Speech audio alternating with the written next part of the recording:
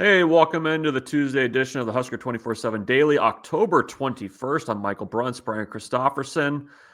Let's get into it, Brian. Matt Rhule addressed the media for the first time on Monday following the loss on Friday to Minnesota. Very pointed words from Matt Rhule. Took responsibility for the loss. Said that things need to get better. Said boo them if they don't.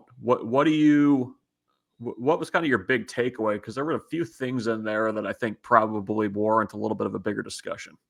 Yeah, permission to boo. You think they'd put it on the board like after a bad series, like boo, like an Just audience the cue? Yankees fan like this. Yeah. Yeah.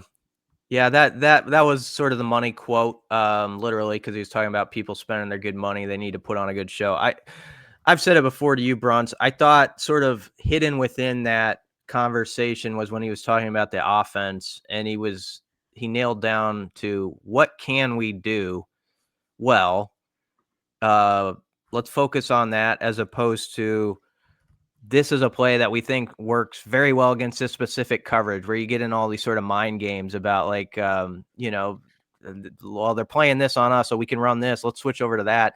And you end up sort of being the master of nothing when you do that sometimes, or there's checks that don't get communicated well at the line when you do that. I think that's something that they have to look at. So I'm curious what Dana Holgerson does after Rhule's quote about that, and if they simplify it even more to some like these are the base item things we feel good about. I wonder if there's some pre-snap adjustments and what they even put in Dylan's helmet. It's stuff like that I'm really curious about. And then the bottom line is they do have to communicate better. We can talk all we want about like blocking and all that, but this connects to that. It's like think about the 9 sacks, Bruntz. Some of them were just like 3 or 4 were like free runners where someone didn't pick up on what they were supposed to do, or it just felt like MAs that led to some of that. So they haven't been good, but they're making themselves look even worse because I don't think they're always on the same page. And we saw that right off the bat on the first series, even when Dylan took a sack and Isaiah Hunter, I think he thought Isaiah was going to be out there in the flat, and he wasn't. He was run blocking. And so they've got to really, I think, hone in on like the communication. And it goes to that quote I brought up. If they can simplify somewhat pre-snap, I'm curious if that's something they're looking into. Is offense the heavier lift this week in terms of getting fixed what ails there? Yeah, I would say yes, but I also think it's like the group that has the most potential to like snap out of it just because I feel like they have a few skill guys who could save your bacon. Like I just think they got to feed Emmett more. I really do. Like I know you want to be versatile and spread the ball around, but they really didn't even do that. Dane Keys had 2 games where he hasn't had a catch. Ja'Cory only had the 1 catch last week. I get where you hear all these voices and everybody's like, you need to get the ball more to this guy, no, that guy. And that goes back and forth and that. But Emmett Johnson's the one guy I feel like they do have some staple runs that I think could work with him if you just committed to it and you beat your head against the wall a little bit more than they have. And so that's a big thing for me, Bruntz, down the stretch is like, can you have the patience to do that a little bit? Like, he had that nice run to start the second half where he almost broke free and went into Minnesota territory. And then the next 2 plays were pass plays. And then you're in 3rd and long. And that, of course, leads to, I think that was another sack. And so when Emmett has like that sort of nice run, I'd like them to feed him again, even if the defense knows it's coming, get yourself into 3rd and 4 at least by giving them the ball twice. Down at the 12-yard line and see if you can punch it in that way when you're in a more manageable situation. That's something I'd like to see. What's kind of Dylan's role in all this? Like, I know Matt Rhule yesterday was. I mean, there's plenty of blame to go around, but what do you see as his role in this, especially coming off of a game at Maryland where it looked like he was a little bit more kind of the gunslinging, big time quarterback. I mean, it just felt like the confidence wasn't there at all against Minnesota. Yeah. You wonder if you dialed it back a notch because of the 3 picks. I did a little bit like that's in your head. So you don't want to have that giveaway. And then you're a little bit shy to pull the trigger in certain situations. I get it. He was under duress from the jump. Like even Nebraska's best plays in the first half of that game were like improvisations that like he made where he threw it left-handed, or the one where he lofted it to Emmett and got like 9 or 10 yards.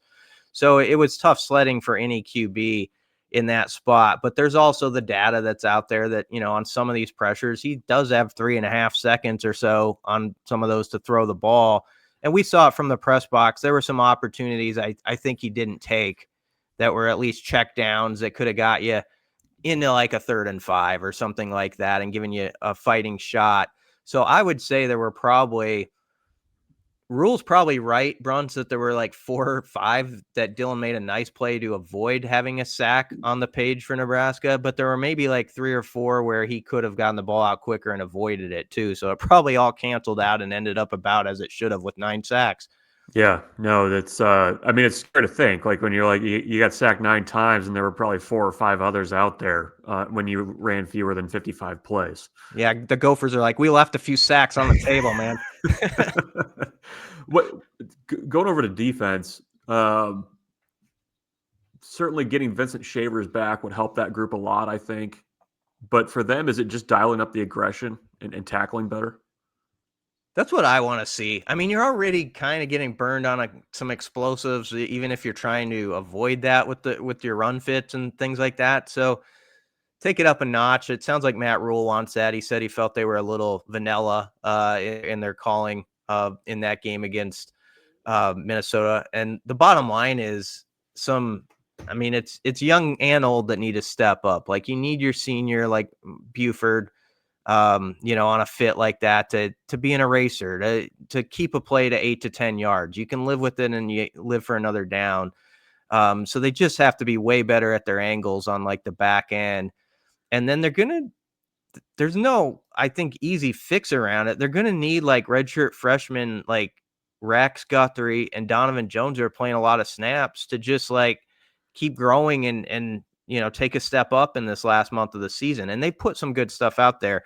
It's hard. You're playing at such a young age and you have big responsibilities, but there's no question the last couple of weeks that teams have tried to target like Donovan as a younger guy and see what they can get done against him.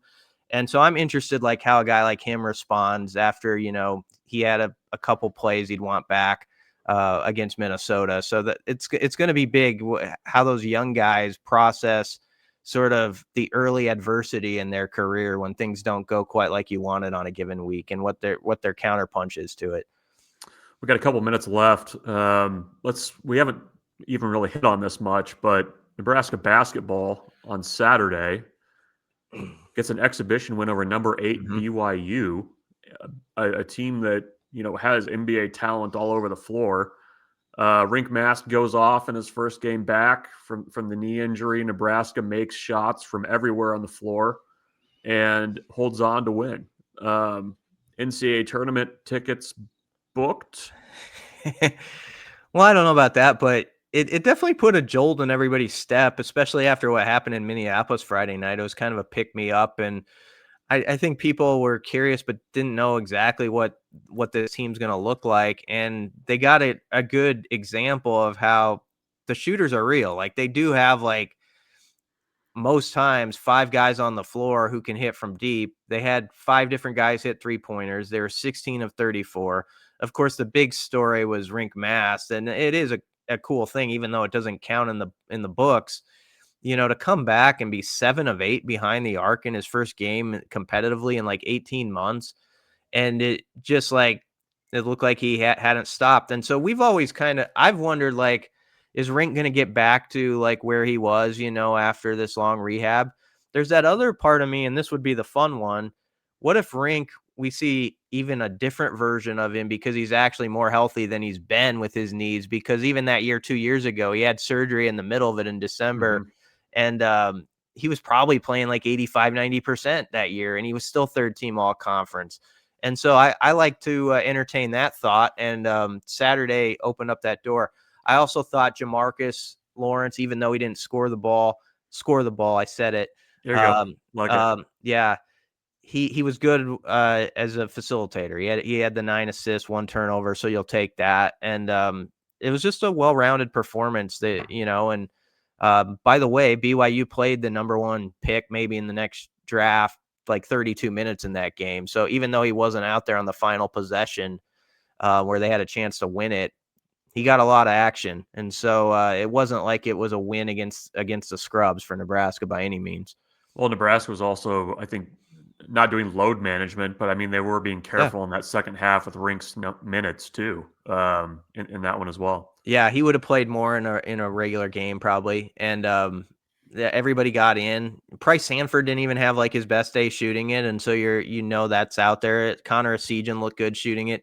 And I think some of those guys are also eager, like Price and Connor, to show I'm more than just a guy who stands behind the arc and waits for someone to feed me. I can create some baskets too.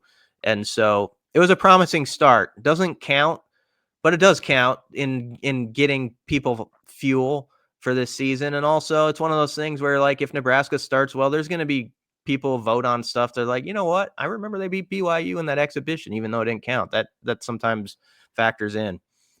Another exhibition coming up for Nebraska on the 27th against Midland University. Hopefully Nebraska's not reading their press clippings too much from the win over BYU. Brian will be on hand for that one. That's the Husker247 Daily for Tuesday. We've got the Husker247 podcast today, the Hypecast on Thursday, and plenty of Husker247 Dailies throughout the week.